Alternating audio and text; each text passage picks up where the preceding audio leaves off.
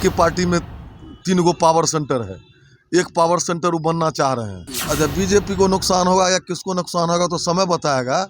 अरे देखिए, नेता हैं, नेता को तो कुछ ना कुछ बोलना चाहिए, अगर नहीं बोलते तो फिर आप हमसे पूछते नहीं। नमस्कार, आप देख रहे हैं लाइव सिटीज़। मैं हूं आपके साथ शिवम। बिहार यात्रा के निकलने के क्रम में जेडीयू संसदीय बोर्ड के अध्यक्ष उपेंद्र कुशवाहा ने जाति जनगणना को लेकर साफ तौर पे कहा था कि अगर भारतीय जनता पार्टी जाति जनगणना नहीं कराती है तो उसे नुकसान का सामना करना पड़ेगा। और साथ ही साथ उन्होंने यह भी कह दिया था कि बीजेपी में कॉन्फ्लिक्ट है जाति जनगणना को लेकर। कई नेता जो हैं बीजेपी के कह रहे हैं कि जाति जनगणना होना चाहिए, वहीं दूसरी तरफ कई नेता जो कह रहे हैं कि जाति जनगणना नहीं होना चाहिए, आर्थिक आधार पर जनगणना होना चाहिए। इसी का आज बीजेपी के विधायक हरिभूषण ठाकुर ने जेडीयू संसदीय बोर्ड के अध्यक्ष उपेंद्र कुशवाहा पर जोरदार पलटवार किया है।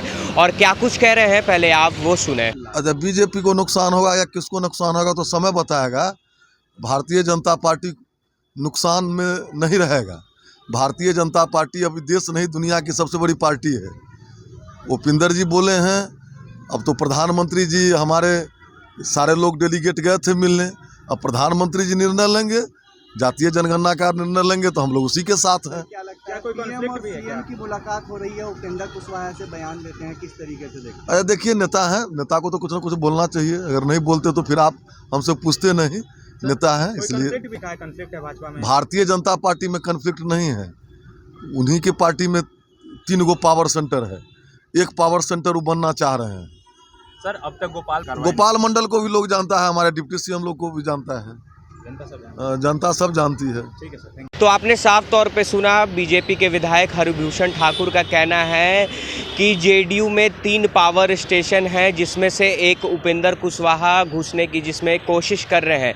तो जिस तरह से आपको पहले भी हम लोग खबरों के माध्यम से दिखाया था कि जब जेडीयू के राष्ट्रीय अध्यक्ष ललन सिंह बने थे और वो पहली दफ़ा पटना पहुंच रहे थे तो उनका दमखम के साथ जेडीयू कार्यकर्ताओं और नेताओं ने स्वागत किया था। वहीं केंद्र में आरसीपी सिंह के मंत्री बनने के बाद जब वो पहली बार पटना पहुंचे थे तो उनका भी जोरदार स्वागत किया गया था। और यह कहा जा रहा था कि कहीं ना कहीं जेडीयू में अब दमखम दिखाया जा रहा है। इसी बीच आज बीजेपी के विधायक हरिभूषण ठाकुर ने भी यह कह दिया है कि जेडीयू में 3 पावर स्टेशन हैं, जिसमें से एक उपेंद्र कुशवाहा जिसमें घुसने की कोशिश कर रहे हैं।